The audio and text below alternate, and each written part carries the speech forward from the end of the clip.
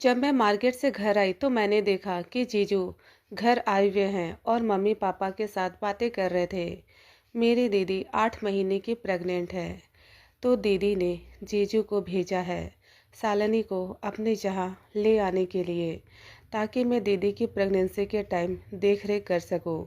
दीदी ने फ़ोन पर ही मम्मी पापा से बातें कर ली थी और मम्मी पापा ने मुझसे इजाज़त ले ली थी। तो मैंने कहा था कि मैं चली जाऊंगी, मुझे कोई दिक्कत नहीं है और मैं दीदी के साथ कुछ समय बिता सकूंगी। जीजू को मैंने नमस्ते किया और जीजू ने भी मुझे नमस्ते किया। जीजू की निगाहें मुझे आने बहाने देखते रहती है। उनकी नज़रों से साफ पता चलता है कि मुझे लेकर उनकी फीलिंग कुछ और है। मेरे जीजू इतने स्मार्ट हैं कि कोई भी लड़की उनकी दीवानी हो जाए।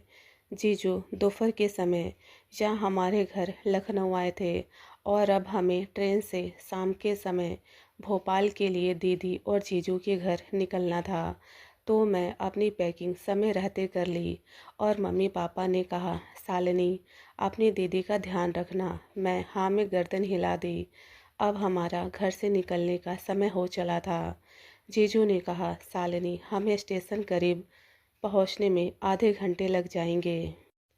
तो समय हो चुका है, हम निकले। मैंने कहा, जीजू मैंने अपनी पैकिंग कर ली है, मैं रेडी हूँ। जीजू ने कहा, कोई बात नहीं है, तुम्हें जो शॉपिंग करना होगा भोपाल चलकर कर लेना।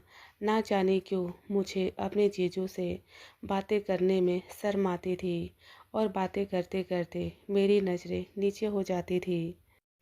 और आज तो मुझे जीजू के साथ आधी रात में सफ़र के लिए निकलना है। हम दोनों ने अपनी ट्रेन पकड़ ली और आमने सामने की सीट थी, लेकिन एक सीट कंफर्म ना होने की वजह से हम दोनों एक ही सीट में बैठे थे। जीजू मुझे थोड़ी दूरी बनाकर बैठे थे।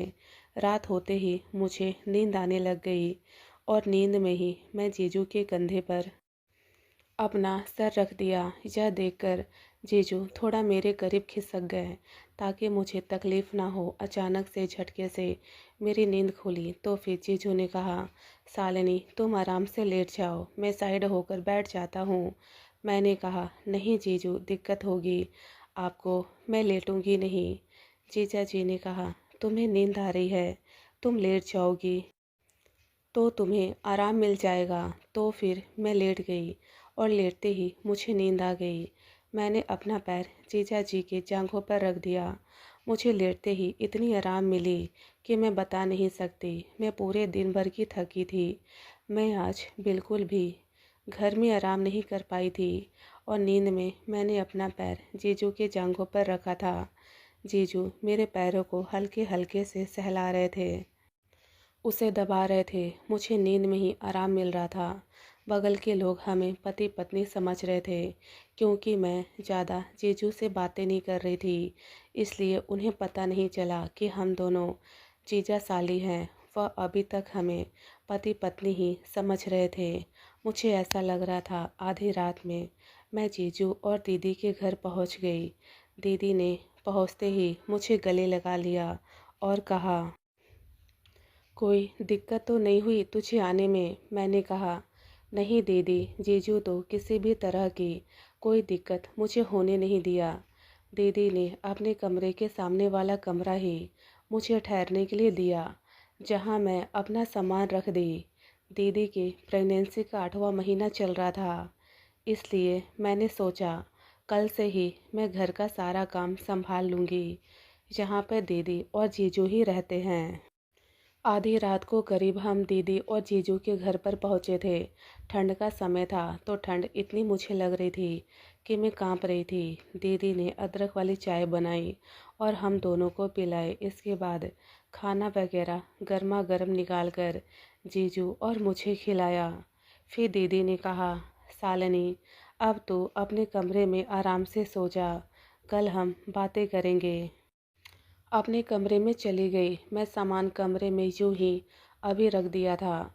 मैंने सोचा मैं सुबह अपने सामान को सही से कमरे में समेट लूँगी, क्योंकि मुझे कपकपाहट हो रही थी और ठंड बहुत ज़्यादा लग रही थी। सो मैं कंबल में घुस गई और सोने लगी। लेकिन जब भी मेरी आंखें बंद होती, मुझे जीजू की वह छुअन याद आती, जो वह मेरे पैरों को सहला रहे थे। मेरे जीजू इतने अच्छे हैं कि मैं बता नहीं सकती। लेकिन एक बात मैं आपको बताना चाहूँगी। जब दीदी और जीजू की शादी तय हो रही थी, तो जीजू और उनके घर वाले दीदी को देखने घर आए हुए थे। मैं चाय नाश्ता लेकर के जीजू और उनके परिवार के लिए जैसे ही हॉल में आई, तो जीजू की नज़र मुझ पर पड़ी और मैंने पहली बार ही इस समय जीजू को देखा था। तो मैंने उन्हें देखकर हल्के से मुस्कुरा दिया।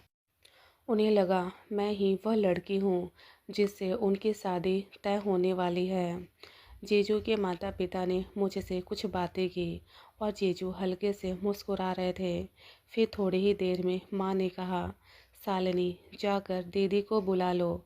तो मैं दीदी को उनके कमरे से बुलाने ले गई और बुलाकर हॉल में लाई, तो जीजू को पता चला कि मुझे नहीं, मेरी बड़ी बहन से उनकी शादी की बात चल रही है। यह बात जीजू ने मजाक मजाक में ही मुझसे शादी के बाद बताया था। तो यह सुनकर के मैं शर्मा गई थी।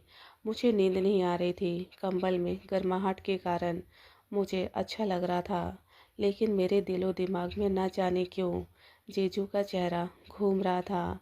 ऐसा लग रहा था कि काश जीजू जैसा लड़का मुझे भी मिल जाए।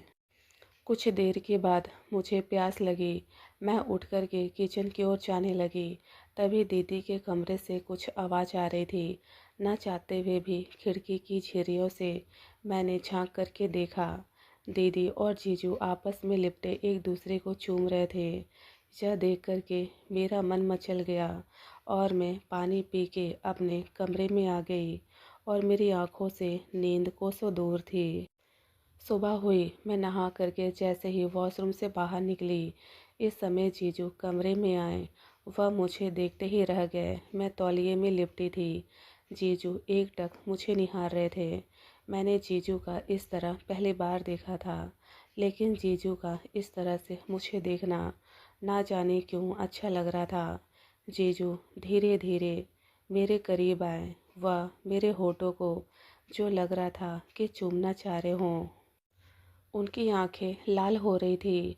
वह अपने हाथों को धीरे धीरे मेरे चेहरे के पास ले आए, मेरे चेहरे से पकड़कर होंठों के करीब ले आए। फिर एक झटके से अपने हाथ हटाकर बोले, मुझे माफ़ करना। मैं बिना दरवाज़ा खटखटाए अंदर आ गया। मैं ऑफिस जा रहा हूँ। तुम्हारी दीदी सर में थोड़ा दर्द बता रही है। मैं नहीं जाने वाला था ऑफिस, लेकिन तुम्हारी दीदी ने कहा हल्का दर्द हो रहा है, कोई बात नहीं, आप ऑफिस चले जाओ तो तुम देख लेना। मैंने कहा जीजू। इसके बाद जीजू ऑफिस चले गए और मैं यूं ही बिस्तर पर बैठ गई और मैं सोचने लग गई कि काश मुझे जीजू मेरे होंठों को चूम लेते। लेकिन खैर, इसके बाद मैं कपड़े पहनकर दीदी के पास गई और घर के जो बचे हुए काम थे वह सब मैंने कर दिया।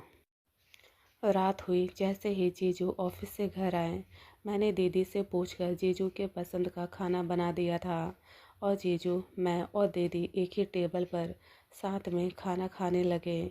जीजू ने मेरे खाने की खूब तारीफ़ की। यह सुनकर मैं शर्मा गई और इसके बाद कुछ बातें करके हम तीनों थोड़ी देर मिलकर टीवी देखें। इसके बाद अपने अपने कमरे में सोने चले गए।